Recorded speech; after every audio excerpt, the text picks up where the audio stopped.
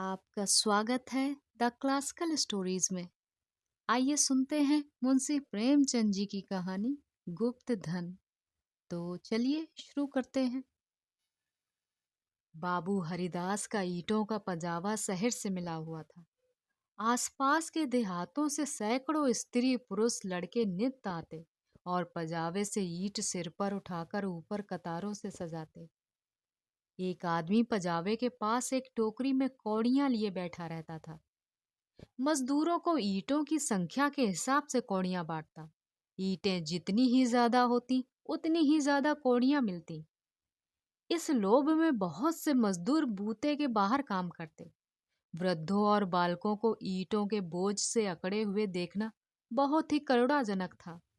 कभी कभी बाबू हरिदास स्वयं आकर कौड़ी वाले के पास बैठ जाते और ईंटें लादने वालों को प्रोत्साहित करते। ये दृश्य तब और भी दरुण हो जाता जब ईंटों की कोई असाधारण आवश्यकता आ पड़ती। उसमें मजूरी दूनी कर दी जाती और मजूर लोग अपनी समर्थ से दूनी ईंटें लेकर चलते। एक एक पग उठाना कठिन हो जाता।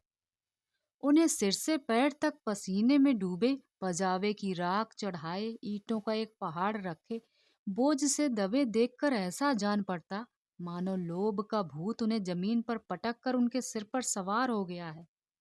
सबसे करुण दशा एक छोटे से लड़के की थी जो सदैव अपनी अवस्था के लड़कों से दोगुनी ईंटें उठाता और सारे दिन अविश्रांत परिश्रम और धैर्य के साथ अपने काम में लगा रहता।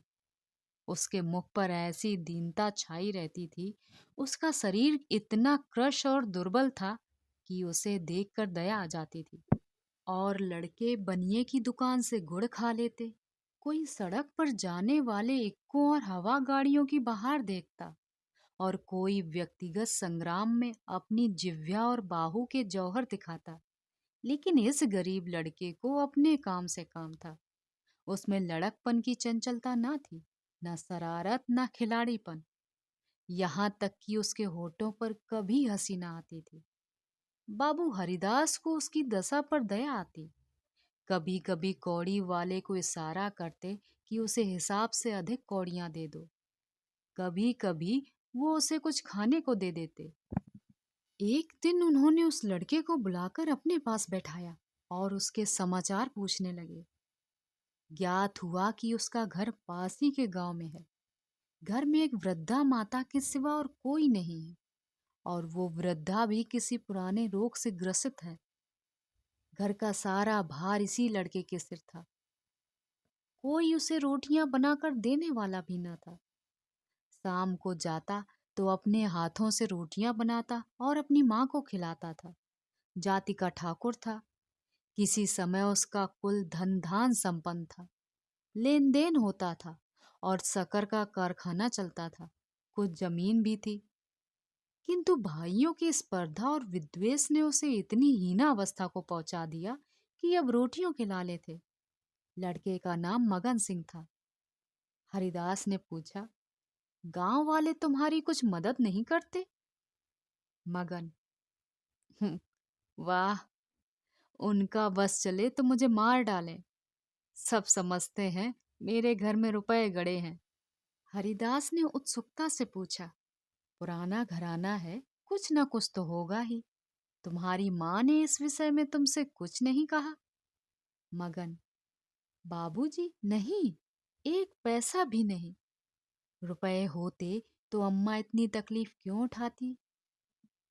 बाबू हरिदास मगन सिंह से इतने प्रसन्न हुए कि मजदूरों की श्रेणी से उठाकर अपने नौकरों में रख लिया। उसे कौड़ियां बांटने का काम दिया और पजावे में मुंशी जी को ताकीद कर दी कि इसे कुछ लिखना पढ़ना सिखाएं। अनाथ के भाग जाग उठे। मान सिंह बड़ा कर्तव्यशील और चतुर लड़का था। उसे कभी देर ना होती, कभी नागाना होता। थोड़े ही दिनों में उसने बाबू साहब का विश्वास प्राप्त कर लिया। लिखने पढ़ने में कुशल हो गया। बरसात के दिन थे। पजावे में पानी भरा हुआ था। कारखाना बंद था। मानसिंह 3 दिनों से गैर हाजिर था। हरिदास को चिंता हुई। क्या बात है, कहीं बीमार तो नहीं हो गया? कोई दुर्घटना तो नहीं हो गई? कई आदमियों से पूछताछ की पर कुछ पता न चला। चौथे दिन पूछते पूछते मगन सिंह के घर पहुंचे। घर क्या था, पुरानी समृद्धि का ध्वंसावशेष मात्र था।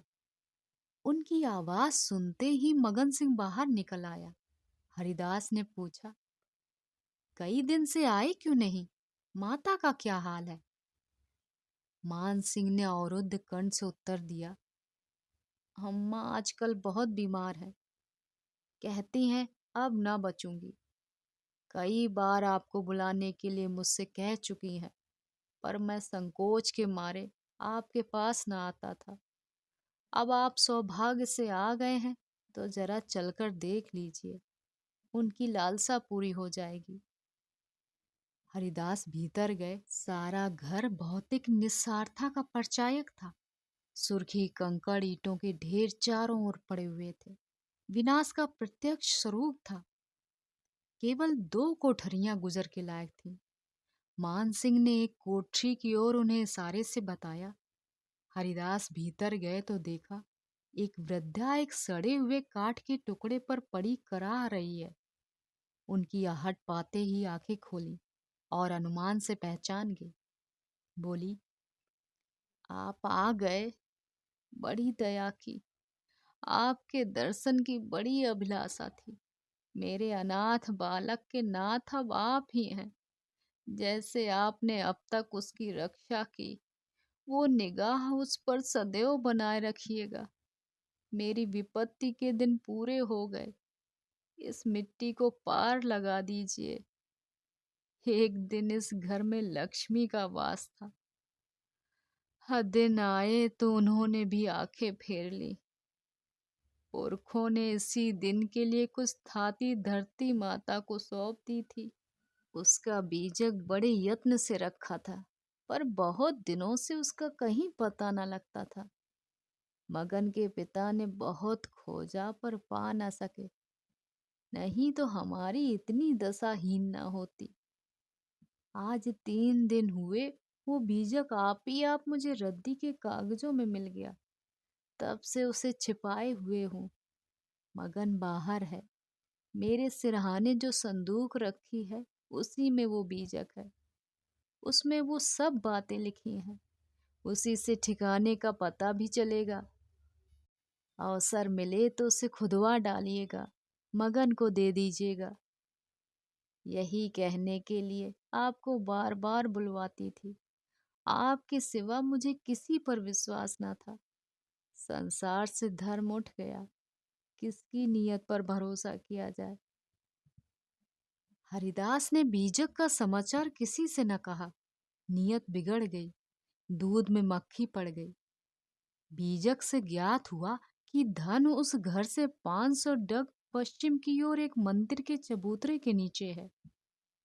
हरिदास धन को भोगना चाहते थे, पर इस तरह की किसी को कानो कान खबर ना हो। काम कष्ट साध्य था। नाम पर धब्बा लगने की प्रबल आशंका थी। जो संसार में सबसे बड़ी यंत्रणा है, कितनी घोर नीचता थी। जिस अनाथ की रक्षा की, जिसे बच्चे की भांति पाला, उसके साथ विश्वासघात। कई दिन तक आत्मवेदना की पीड़ा सहते रहे। अंत में कुतर्कों ने विवेक को परास्त कर दिया। मैंने कभी धर्म का परित्याग नहीं किया, ना कभी करूंगा। क्या कोई ऐसा प्राणी भी है जो जीवन में एक बार भी विचलित ना हुआ हो? यदि है तो वो मनुष्य नहीं, देवता है। मैं मनुष्य हूँ। मुझे देवताओं की पंक्ति में बैठने का दावा नहीं है। मन को समझाना, बच्चे को फुसलाना है। हरिदास सांझ को सैर करने के लिए घर से निकल जाते।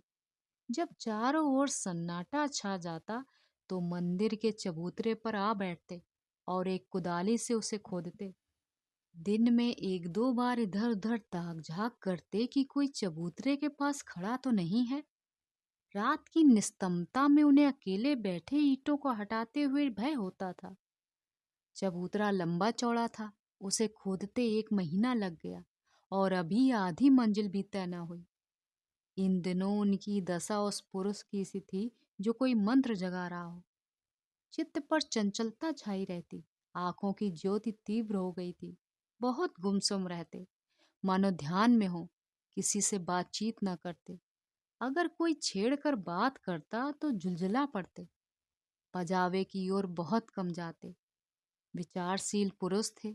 आत्मा बार बार कुटिल व्यापार से भागती।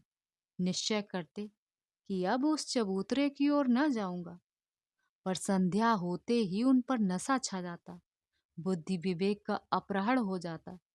जैसे कुत्ता मार खाकर थोड़ी देर बाद टुकड़े की लालच में जा बैठता है, वही दशा उनकी थी। यहाँ तक कि दूसरा मास भी व्यतीत हुआ। अमावस की रात थी। हरिदास मलिन हृदय में बैठी हुई कालिमा की भांति चबूतरे पर बैठे हुए थे। आज चबूतरा खुद जाएगा।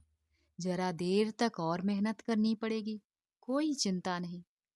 घर में लोग चिंतित हो रहे होंगे, पर अभी निश्चित हुआ जाता है कि चबूतरे के नीचे क्या है। पत्थर का तहखाना निकल आया तो समझ जाऊंगा कि धन अवश्य होगा। तहखाना ना मिले तो मालूम हो जाएगा कि सब धोखा ही धोखा है। कहीं सचमुच तहखाना ना मिले तो बड़ी दिल लगी होगी। मुफ्त में उल्लू बनूं, पर नहीं। कुदाली खटखट बोल रही है। हाँ, पत्थर की चट्टान है। उन्होंने टटोल कर देखा। भ्रम दूर हो गया। चट्टान थी। तहखाना मिल गया। लेकिन हरिदास खुशी से उछले कूदे नहीं। आज वो लौटे तो सिर में दर्द था। समझे थकान है, लेकिन ये थकान नींद से ना गई। रात को ही उन्हें जोर से बुखार हो गया। 3 दिन तक ज्वर में पड़े रहे। किसी दवा से फायदा ना हुआ। इस रुग्णावस्था में हरिदास को बार बार भ्रम होता था कि कहीं ये मेरी तृष्णा का दंड तो नहीं है। जी में आता था मगन सिंह को बीजक दे दूं और क्षमा याचना करूं, पर भंडाफोड़ होने का भय मुंह बंद कर देता था। ना जाने ईसा के अनुयायी अपने पदारियों के सम्मुख कैसे अपने जीवन भर के पापों की कथा सुनाया करते थे। हरिदास की मृत्यु के पीछे ये बीजक उनके सुपुत्र प्रभुदास के हाथ लगा। बीजक मगन सिंह के पुरखों का लिखा हुआ है। इसमें लेशमात्र भी संदेह न था। लेकिन उन्होंने सोचा, पिताजी ने कुछ सोचकर ही इस मार्ग पर पग रखा होगा। वो कितने नीत परायण थे, कितने सत्यवादी पुरुष थे। उनकी नीत पर कभी किसी को संदेह नहीं हुआ। जब उन्होंने इस आचार को घृणित नहीं समझा, तो मेरी क्या गिनती है। कहीं ये धन हाथ लग जाए तो कितने सुख से जीवन व्यतीत हो। शहर के रईसों को दिखा दूं कि धन का सदुपयोग क्यों कर होना चाहिए। बड़े बड़ों का सिर नीचा कर दूं, कोई आंख न मिला सके। इरादा पक्का हो गया। शाम होते ही वो घर से बाहर निकले। वही समय था। वही चौकन्नी आंखें थी और वही तेज कुंडाली थी। ऐसा ज्ञात होता था मानो हरिदास की आत्मा इस नए भेष में अपना काम कर रही है। चबूतरे का धरातल पहले ही खुद चुका था। अब संगीन तहखाना था। जोड़ों को हटाना कठिन था। पुराने जमाने का पक्का मसाला था। कुल्हाड़ी उचट उचट कर लौट आती थी। कई दिनों में ऊपर की दरारें खुली, लेकिन चट्टानें जरा भी ना हिली। तब वो लोहे की छड़ से काम लेने लगे, लेकिन कई दिनों तक जोर लगाने पर भी चट्टानें ना खिसकी। सब कुछ अपने हाथ ही तो करना था। किसी से सहायता भी ना मिल सकती थी। यहाँ तक कि फिर वही अमावस की रात आई। प्रभुदास को जोर लगाते 12 बज गए और चट्टानें भाग्य रेखाओं की भांति अटल थीं। पर आज पर आज इस समस्या को हल करना आवश्यक था। कहीं तहखाने पर किसी की निगाह पड़ जाए तो मेरे मन की लालसा मन में रह जाए। वो चट्टान पर बैठकर सोचने लगे, क्या करूं? बुद्धि कुछ काम नहीं करती। सहसा उन्हें एक युक्ति सूझी। क्यों ना बारूद से काम लूं? इतने अधीर हो रहे थे कि कल पर काम न छोड़ सके। सीधे बाजार की तरफ चले। 2 मील का रास्ता हवा की तरह तय किया, पर वहां पहुंचे तो दुकानें बंद हो चुकी थी। आतिशबाज हीले करने लगे। बारूद इस समय नहीं मिल सकती। सरकारी हुक्म नहीं है। तुम कौन हो? इस वक्त बारूद का क्या करोगे? ना भैया, कोई वारदात हो जाए तो मुफ्त में बंधा बंधा फिरूं, तुम्हें कौन पूछेगा? प्रभुदास की शांति वृत्ति कभी इतनी कठिन परीक्षा में ना पड़ी थी। वे अंत तक अनुनय विनय करते रहे, यहाँ तक कि मुद्राओं की सुरीली झनकार ने उसे वशीभूत कर लिया। प्रभुदास यहाँ से चले तो धरती पर पांव न पड़ते थे। रात के 2 बजे थे। प्रभुदास मंदिर के पास पहुंचे, चट्टानों की दराजों में बारूद का पलीता लगा दिया और दूर भागे। एक क्षण में बड़े जोर का धमाका हुआ, चट्टान उड़ गई। अंधेरा गार सामने था, मानो कोई पिशाच उन्हें निगल जाने के लिए मुंह खोले हुए है। प्रभात का समय था। प्रभुदास अपने कमरे में लेटे हुए थे। सामने लोहे के संदूक में 10,000 पुरानी मोहरें रखी हुई थी। उनकी माता सिरहाने बैठी पंखा झल रही थी। प्रभुदास ज्वर की ज्वाला से जल रहे थे। करवटे बदलते थे, कराहते थे, हाथ पांव पटकते थे, पर आंखें लोहे के संदूक की ओर लगी हुई थी। इसी में उनके जीवन की आशाएं बंद थीं। मगन सिंह अब पजावे का मुंशी था, इसी घर में रहता था। आकर बोला, पजावे चलिएगा, गाड़ी तैयार कराऊं। प्रभुदास ने उसके मुख की ओर क्षमा याचना की दृष्टि से देखा और बोले, नहीं, मैं आज ना चलूंगा, तबीयत अच्छी नहीं है, तुम भी मत जाओ। मगन सिंह उनकी दशा देखकर डॉक्टर को बुलाने चला। 10 बजते बजते प्रभुदास का मुख पीला पड़ गया, आंखें लाल हो गईं। माता ने उनकी ओर देखा तो शोक से विहल हो गए। बाबू हरिदास की अंतिम दशा उनकी आंखों में फिर गई। जान पड़ता था ये उसी शोक घटना की पुनरावृत्ति है। ये देवताओं की मनौतियां मान रही थी, किंतु प्रभुदास की आंखें उसी लोहे के संदूक की ओर लगी हुई थीं, जिस पर उन्होंने अपनी आत्मा अर्पण कर दी थी। उनकी स्त्री आकर उनके पैताने बैठ गई और बिलक बिलक कर रोने लगी। प्रभुदास की आंखों से भी आंसू बह रहे थे, पर वो आंखें उसी संदूक की ओर निराशापूर्ण भाव से देख रही थीं। डॉक्टर ने आकर देखा, दवा दी और चला गया, पर दवा का असर उल्टा हुआ। प्रभुदास के हाथ पांव सर्द हो गए, मुख निश्चेत हो गया, हृदय की गति मंद पड़ गई, पर आंखें संदूक की ओर से ना हटी। मोहल्ले के लोग जमा हो गए। पिता और पुत्र के स्वभाव और चरित्र पर टिप्पणियां होने लगी। दोनों सील और विनय के पुतले थे, किसी को भूलकर भी कड़ी बात ना कही। प्रभुदास का संपूर्ण शरीर ठंडा हो गया था। प्राण था तो केवल आंखों में। वो अब भी उसी लोहे के संदूक की ओर संतृष्ण भाव से देख रही थी। घर में कोहराम मचा हुआ था। दोनों महिलाएं पछाड़े खा खा गिरती थीं। मोहल्ले की स्त्रियां उन्हें समझाती थीं। अन्य मित्रगण आंखों में रुमाल जमाए हुए थे। जवानी की मौत संसार का सबसे करुण, सबसे अस्वाभाविक और भयंकर दृश्य है। ये वज्रघात है, विधाता की निर्दय लीला है। प्रभुदास का सारा शरीर प्राणहीन हो गया था, पर आंखें जीवित थीं। वे अब भी उसी संदूक की ओर लगी हुई थीं। जीवन ने तृष्णा का रूप धारण कर लिया था। सांस निकलती है, पर आस नहीं निकलती। इतने में मगन सिंह आकर खड़ा हो गया। प्रभुदास की निगाह उस पर पड़ी। ऐसा जान पड़ा मानो उनके शरीर में फिर से रक्त का संचार हुआ। आंखों में स्फूर्ति के चिन्ह दिखाई दिए। इशारे से अपने मुंह के निकट बुलाया, उसके कान में कुछ कहा। एक बार लोहे की संदूक की ओर इशारा किया और आंखें उलट गईं। प्राण निकल गए। आप सुन रहे थे मुंशी प्रेमचंद जी की कहानी गुप्त धन। कहानी आपको कैसी लगी कमेंट बॉक्स में ज़रूर बताएं। चैनल पर नए हों तो इसे सब्सक्राइब करें। ऐसी और कहानियाँ सुनने के लिए चैनल पर आएं। आपसे वहीं मिलूंगी। धन्यवाद।